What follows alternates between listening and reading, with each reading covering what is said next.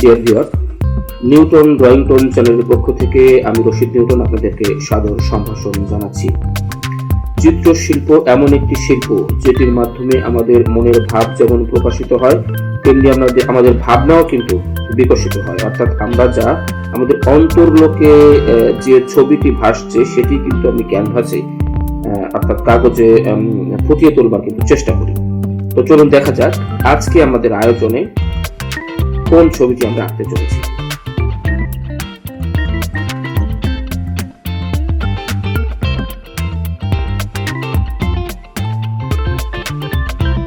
ছবি আঁকার কিন্তু কিছু নিয়ম কানুন রয়েছে। অর্থাৎ যারা জাত শিল্পী তারা কিন্তু আসলে তাদের ভেতরের প্রতিবিম্বটাকে কাগজে ফুটিয়ে তোলার চেষ্টা করে, তাতেই একটি সুন্দর ছবি হয়ে যায়।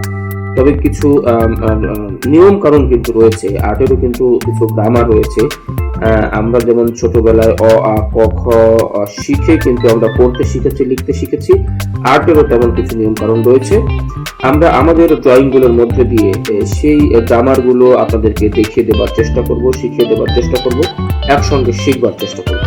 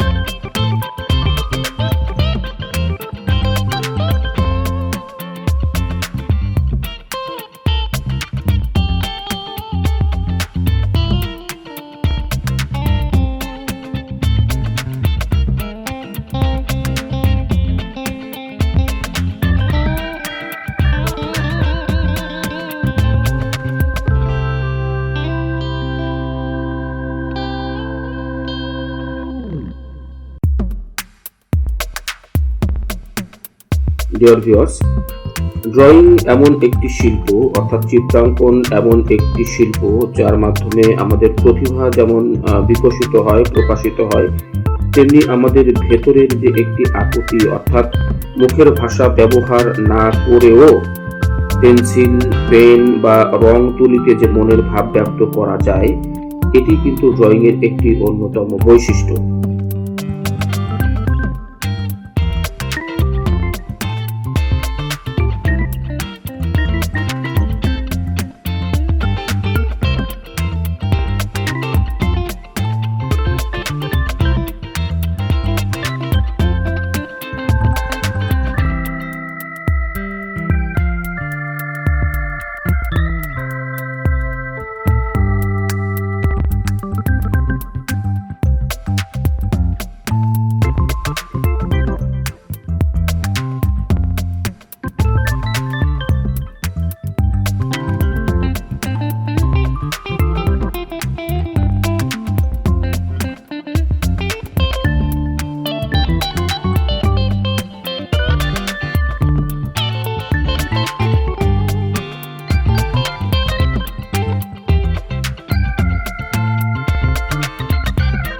ডিয়ার ভিউয়ার্স, শেষ হয়ে এলো আমাদের আজকের ড্রয়িং।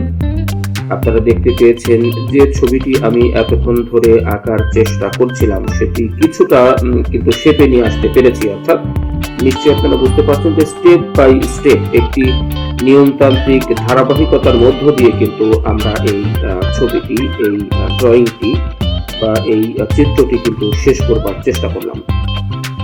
আর্টের মধ্যে কিছু গ্রামার রয়েছে, কিছু নিয়ম কানুন রয়েছে যেগুলো জানলে আসলে ড্রয়িংটা ভীষণ সহজতর হয়ে ওঠে এবং অত্যন্ত জীবন ঘনিষ্ঠ বা জীবন্ত মনে হয় সেই ড্রয়িংটি।